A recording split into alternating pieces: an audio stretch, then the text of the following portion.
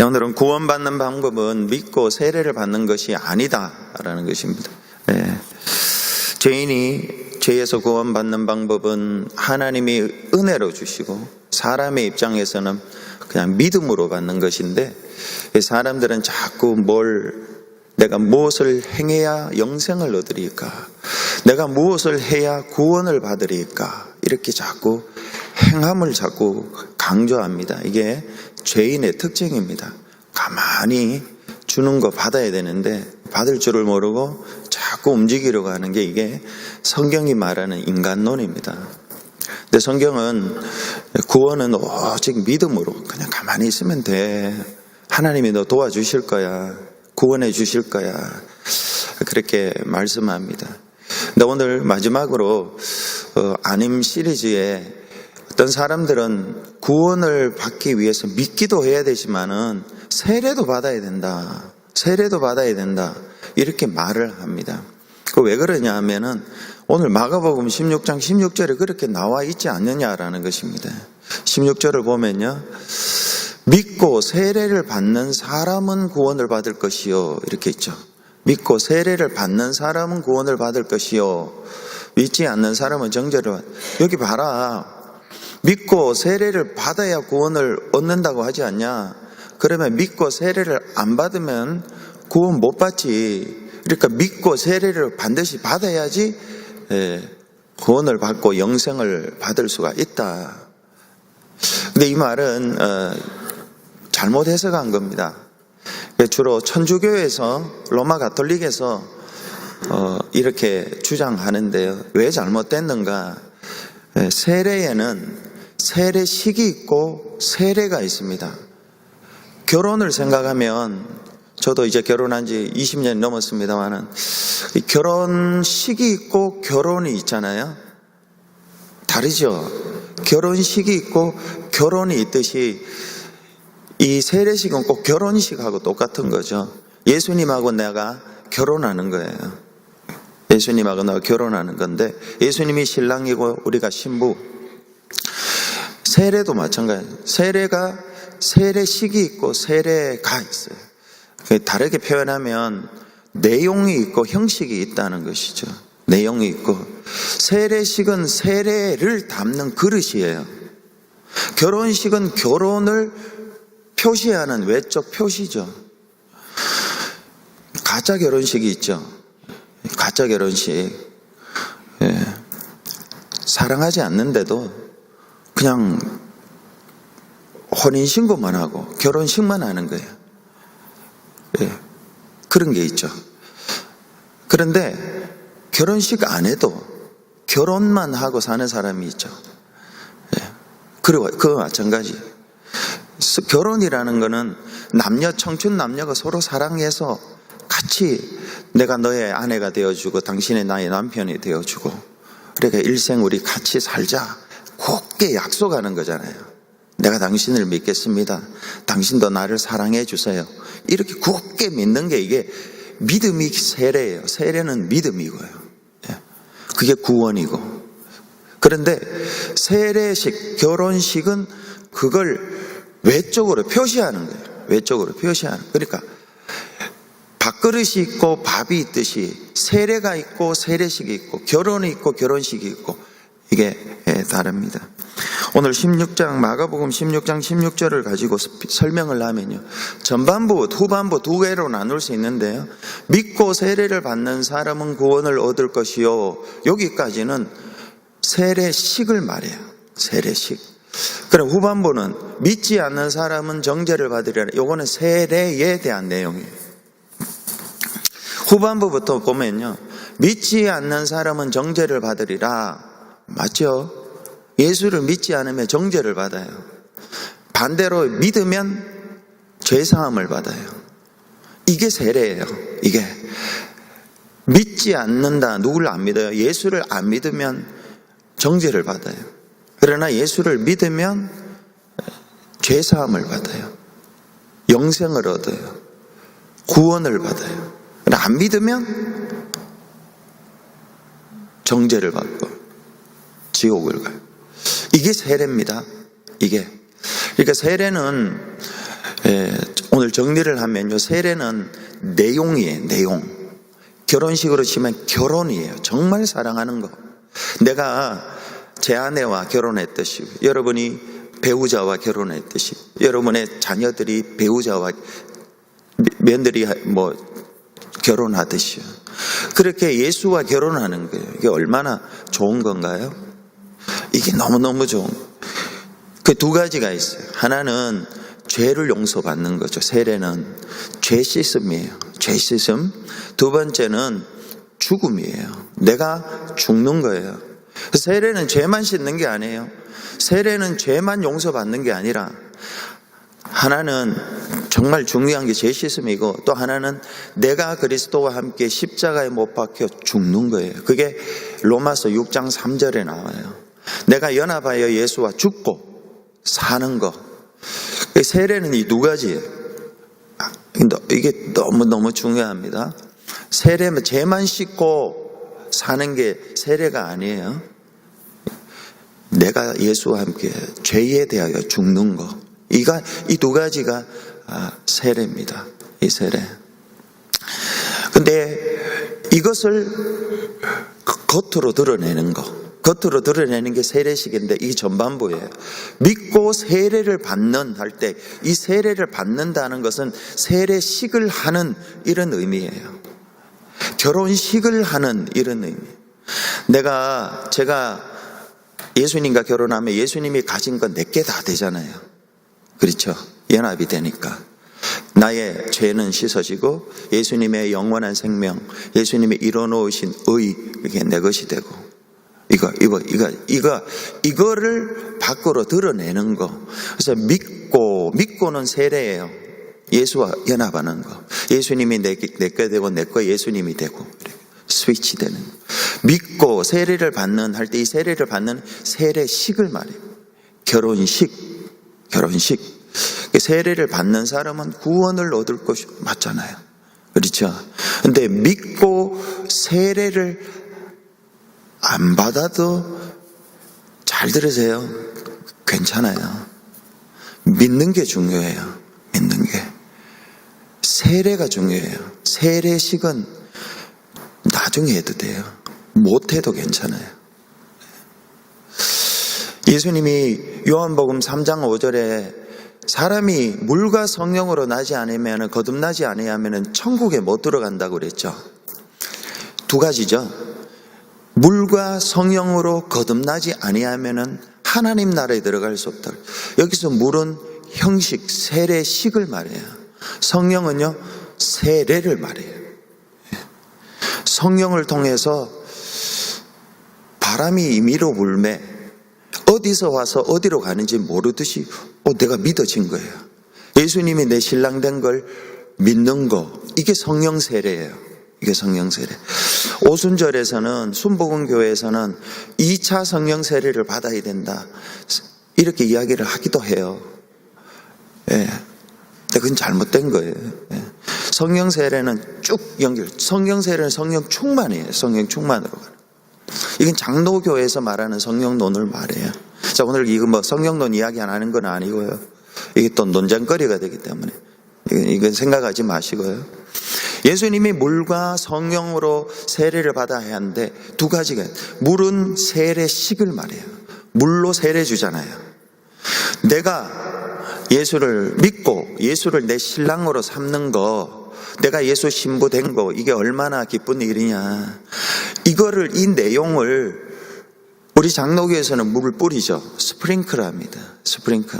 그리고 침례교에서는 물을 확 잠궈버립니다. 베스탑을 뒤에 갖다 놓고 확 잠궈. 그거예요. 근데 이 베스탑에 집어넣는다고 해서 믿지도 않는데 그게 구원받느냐, 이렇게 질문할 수 있겠죠. 물을 뿌린다고 해서 내가 믿지도 않는데 그게 되느냐? 소요력이 없습니다. 내가 믿어야지 물을 뿌리는 게 그게 효력이 있죠. 그걸 외적으로 표시하는 거기 때문에 그런 거죠. 그래서 믿고 세례를 받는 사람, 여기 세례는요, 세례식을 말하고요. 먼저 믿는 게 중요해요. 내용이 중요하죠. 밥그릇만 갖다 놓으면 배가 부릅니까? 배가 부른가 봐요. 예. 안 그렇죠. 밥그릇에 밥이 담겨 있어야 먹어야죠. 먹는 게 믿음이잖아요. 예. 그렇듯이 세례에는 두 가지가 있다. 세례식이 있고 세례가 있고, 결혼식이 있고 일생에서 가장 기쁜 게 어찌 보면 결혼이잖아요. 결혼. 우리 일생에서 정말로 기쁘고 나를 힘나게 하는 건 세례. 그리고 그 세례식이고. 몰라서 그런데요, 예수님 이 성경은요, 세례에 대한 이야기가 너무 많이 나오고 세례가 너무 중요하다. 세례가 너무 중요하다. 죄를 용서받았고 너의 주인은 너가 아니라 예수님이다. 예수님이 너의 주인이야. 이거 얼마나 중요한 겁니까? 좋은 거고. 이걸 표시한 거죠. 표시하는 게 세례식이에요. 근데 가톨릭에서는 세례식을 해야지 구원받는다고 그래요. 세례식. 네. 형식이 내용을 결정한다, 이렇게 이야기를 해요. 틀린 거죠. 내용이 형식을 결정하지 형식이 내용을 결정하는 건 아니에요. 구분하세요. 이 16절은 그렇게 이해를 하시는 거예요. 자, 두 번째, 외적 형식인 세례식을 안 해도 세례만 가지고 있으면 구원받을 수 있어요. 보세요. 예수님이 십자가에 달려 있을 때에 좌측 우측에 강도가 있었죠. 강도가 있었는데 한쪽 강도는 정죄를 받고 심판을 받았어요. 한쪽 강도는 네가 오늘 나와 함께 낙원에 가리라 그랬어요. 구원받았죠. 근데 그 강도는 세례식 하지 않았다. 예수님이 십자가에 달려서 첫 번째로 구원받은 사람이 이 사람이에요. 예수님이 첫 번째로 구원해 준 사람이 이 사람이라니까요. 좌편에 있든지 우편에 있든지 이거는 성경은 말씀하지 않습니다. 어쨌든 좌편에 우편에 있던 이 둘 중에 하나가 첫 번째로 구원받았는데요, 이 첫 번째로 구원받은 사람은 세례식 하지 않았다. 세례만 받았어요. 세례만 가지고 성령을 통해서 예수님이 이분이 지금 여기서 죽는 게 일생 동안 강도짓 한 내 죄를 예수님이 사하시기 위하여, 용서하시기 위하여 죽으시는 거구나. 그게 성령을 통해서 믿어진 거예요. 믿어진 거예요. 그래서 그걸 믿으니까 우리는 모르죠. 오른쪽 사람이 구원받은지 왼쪽 사람이 구원받은지 몰라요. 그러나 주님은 이 두 사람 중에 믿는 사람을 알고 있었어요. 그래서 구원한 거죠. 세례식을 안 해도 구원해 준 거죠. 우리는 저와 여러분이 세상에 나가면요, 제가 하도 목사 노릇을 해서 그런지 모르지만 목사님 같다고 이야기는 해요. 그런데 정말로 모르는 사람들 앞에 가면 저 사람이 예수 믿는 사람인지 아닌지 몰라요. 다시 말해서 세례를 받았는지 안 받았는지 몰라요. 다시 말해서 내가 예수 믿고 구원 받았는지 사람들은 몰라요. 그러나 하나님은 아세요. 하나님은 아세요. 근데 사람이 어떻게 알아요? 내가 최소한 사람이 아는 사람은 제가 세례식 하는 걸 본 사람은 제가 세례 받은 걸 알죠. 제가 결혼한 걸 어떻게 알아요? 최소한 결혼식에 온 사람들은 알아요.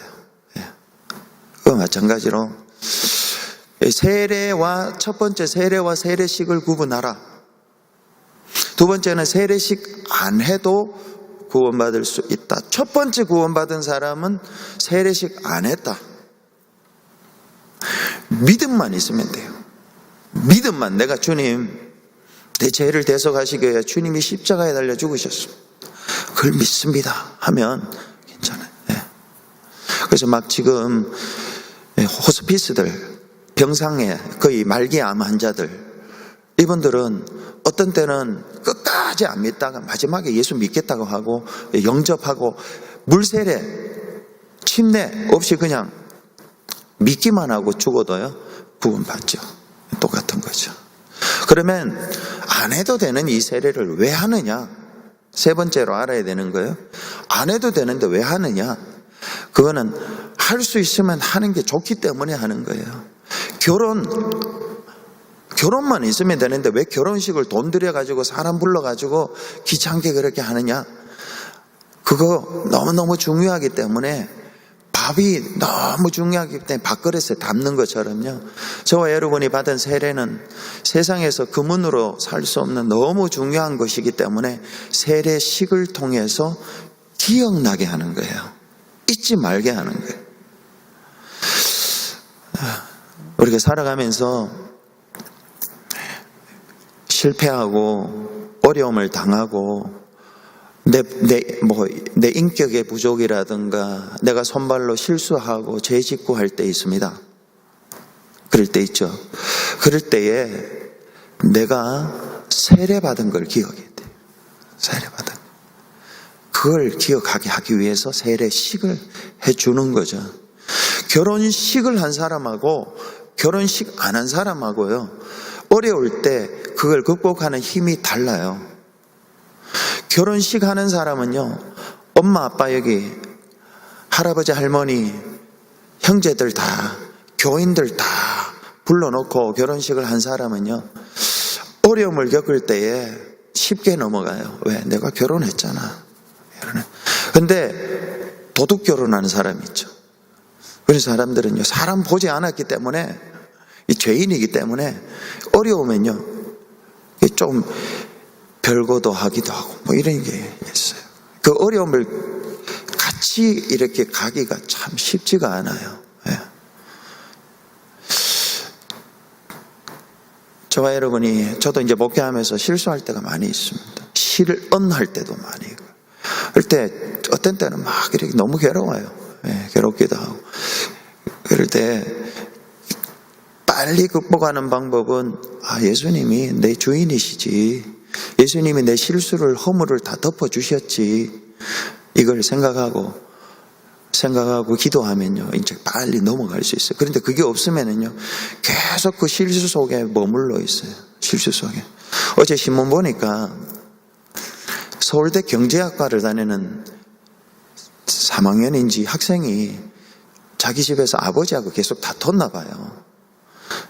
아파트에 투신 자살을 했어요. 근데 며칠 있다가 엄마하고 여동생이 또 투신 자살을 했어요. 또 아버지는 실어증이 걸려가지고 충격받아서 그래요.